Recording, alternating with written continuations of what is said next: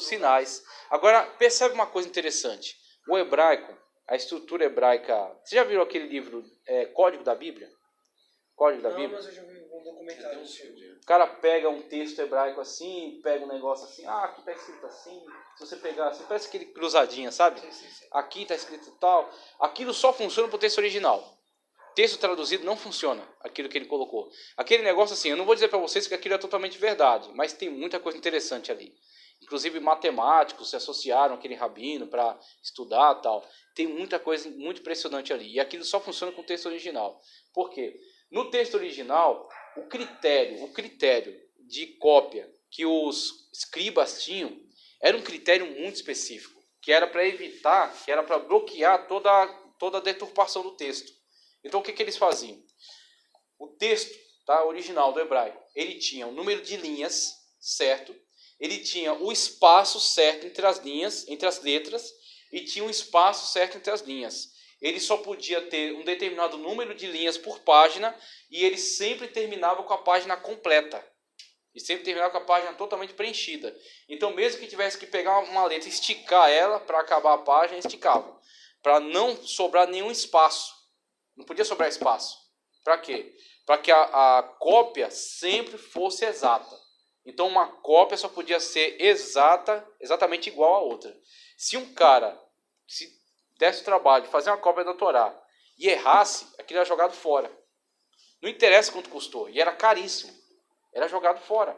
Por quê? Porque aquilo é um livro extremamente sagrado. Então para eles não poderia ter. Quando o escriba estava trabalhando, as regras, né, que eles compuseram lá, se um rei falasse com ele durante o trabalho da cópia da Torá, ele podia ignorar. Ele não precisava dar atenção. Não podia errar. Quando ele fosse escrever o nome de Deus, ele tinha que se purificar, fazer um ato de purificação. Ele tinha que limpar a caneta, molhar, escrever e limpar de novo e continuar o resto. Para escrever o YHWH, o tetragrama. E o livro, a cópia, né, a página tinha todos esses critérios aí. Então, com esses critérios, você tem as cópias exatas. Cópias exatas. É em cima desse texto que cabe aquele esquema lá que o Rabino fez, do Código da Bíblia. Lê uma coisa aqui, outra ali. Aqui uma profecia sobre a morte do presidente e tal. Bom, aí ele disse que viu, né? Eu não vou aqui questioná-lo.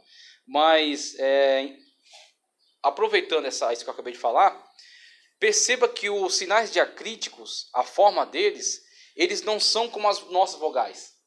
As nossas vogais, você vê, ela ocupa um espaço aqui do lado da consoante. Os sinais diacríticos dos maçoretas, todo mundo já viu um texto em hebraico, né? Tá lembrando, né? Você lembra que tem a letra, que é meio quadradona, né? E tem uns pontinhos em cima, embaixo, né? Você percebe que ele não toma espaço no meio das vogais? Ele é como uma coisa que foi inserida depois. Então você tem, as vogais já estavam lá no texto. E o cara vai e põe um ponto aqui embaixo. Isso aqui é um E. Isso aqui um tracinho embaixo é um A. Aqui um em cima é um O. Aí ele aproveita um outro sinal que tinha. Por exemplo, o O no hebraico é um Vav, que já existia, com um ponto em cima. É um O isso aqui agora. A estrutura do sinal diacrítico, ele veio para aproveitar e para casar com a antiga estrutura de consoantes que já existia. Agora, os caras colocaram aquilo para facilitar a leitura. Eu tinha uma dúvida, mas o texto hebraico, ele foi modificado? Não, modificado ao longo do tempo, né? Ele sofreu uma modificação nas letras, por exemplo. Então o hebraico de Moisés é totalmente diferente do hebraico de Esdras. Totalmente. Mas é o mesmo hebraico desse que foi que teve... O hebraico de Esdras foi onde teve a inserção dos diacríticos, que é já o hebraico mais modernizado, que foi influência aramaica do cativeiro. Então o hebraico de Moisés era uma forma muito mais parecida com o cananeu, com o garítico, tá? Que eram as línguas daquela galera, daquele local, né? As formas deles eram mais arredondadas, era escrita mais garranchuda, Então mais foi estranha. tipo assim, não é que o idioma era escrito daquela maneira para que só eles entendessem, não, né? Não, era adotado por todos, todos trabalhavam assim. E eles souberam espalhar depois que essa cultura se perdeu ao longo do tempo? Sim. E essa família maçoreta... Percebendo esse risco, porque qual é o risco? Vai acabar, os especialistas vão ficar escassos. Daqui a pouco a galera vai começar a ler tudo errado. Vai começar a palavras que não existem. Por quê? Porque não tem mais aquela técnica. O que a gente vai fazer? A gente vai substituir a figura do especialista por meio desses sinais. Então, quando ele vê aqui essa determinada letra aqui, né, o AIM, com um tracinho embaixo, ele sabe que ali é um A.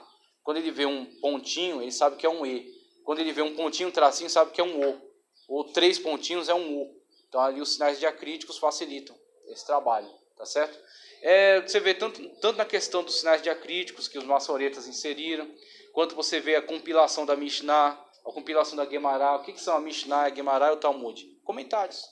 Só que esses comentários antes, quando os judeus estavam na sua terra, estavam lá com as diversas escolas, né, os rabinos, não tinha necessidade de copiar esse negócio. A Cabala resolvia tudo, porque a Cabala é a tradição oral. Até porque os judeus eles prezavam muito mais a tradição oral para eles, escrito, né? Sim, exatamente. E a tradição oral para eles é até mais forte que a tradição, o Midrash, que é a tradição bíblica, né? A tradição oral para eles estava muito mais ligada ao cotidiano, as coisas da vida, as coisas da prática, né? Então, quando também, devido a essas perseguições, os caras vão começar a copiar. Não, vão copiar esse negócio no livro aqui porque vai se perder. Os caras que são especialistas, né, nesses conhecimentos vão ficar cada vez mais escassos. E aí começaram a fazer as cópias. Rabino falando de tal, disse isso, rabino tal, disse aquilo. E aí passou a integrar os textos. E aí compõe todo aquele Talmud lá que trata de todas essas questões, tá ok? Então isso é devido à mudança de situação, as perseguições, mas a baixa crítica ela vai analisar isso, analisar o texto. Então você tem o texto maçorético do ano 1000, que tem inserção dos diacríticos, e uma coisa muito interessante que eu acho maravilhoso, que eu gosto de mencionar, é a descoberta dos manuscritos de Qumran, manuscritos do Mar Morto. Quando teve a exposição, alguém foi na exposição? Foi bastante tempo atrás, acho que quase 10 anos atrás esse negócio. Já tem que voltar para cá. Assim, muito bem.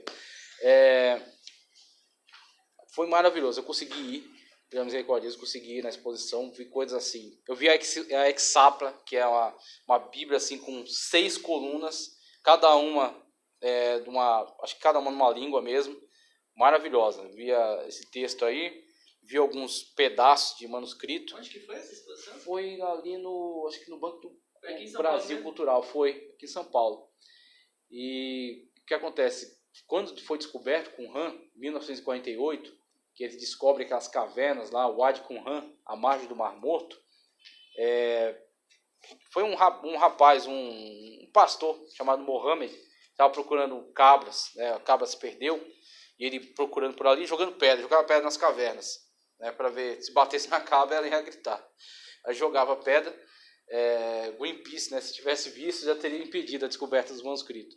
Ele jogou uma dessas e ouviu o barulho de louça quebrando. Quebrou. Aí ele, tem alguma coisa ali, foi lá ver. No que ele começou a ver, viu uns jarros gigantes assim, isolado, fechado. Quando abriu, um monte de papel velho, um monte de coisa. E aí ele chamou alguém para dar uma olhada naquele negócio. Aí chamou o pessoal da aldeia. E aquele pessoal ali da Palestina, daquela região, já está ligado que quando descobre algo assim, os caras já vão procurar logo alguém para vender, né? Então, sabe, um especialista, um professor, vai pagar dinheiro nisso aqui. Porque para eles aquilo é porcaria. Mas para especialista, né, que gosta de... que é uma porcaria. Exatamente. Então, não, os caras que são mais experientes sabem, isso aqui a gente vai ganhar um dinheiro na mão desses estrangeiros aí. Aí chamaram, acho que primeiro chamaram um padre ortodoxo, ele já viu que o negócio é importante. Aí chamou um professor da Universidade de Jerusalém. Ele ficou estupefato diante daquilo ali, tirou algumas fotos, pegou uma parte e mandou para uma análise para o professor Albrig. E aí o professor Albrig, quando viu, ele constatou que aquele negócio era extraordinário e tratava-se de texto bíblico. E era antigo. O tipo de material, fez uma análise carbono 14, viu que era muito antigo. E a partir daí surge a chamada arqueologia bíblica. Tá? Que aí os caras vão se debruçar sobre esse texto e vão organizar muitas escolas e vão pesquisar, fazer uma arqueologia voltada para texto bíblico, voltada para aquilo que é interessante para o texto bíblico. E aí, com a descoberta dos manuscritos do Mar Morto, você tem o texto maçorético do ano 1000 depois de Cristo, e você tem os textos de Qumran, que depois de analisado, constatou-se que os essênios escreveram aquele texto. Os essênios eram uma das seitas dos judeus, a seita radical apocalíptica, que foi para o deserto, viver lá isolado, né, numa espécie de monastério, né, vida de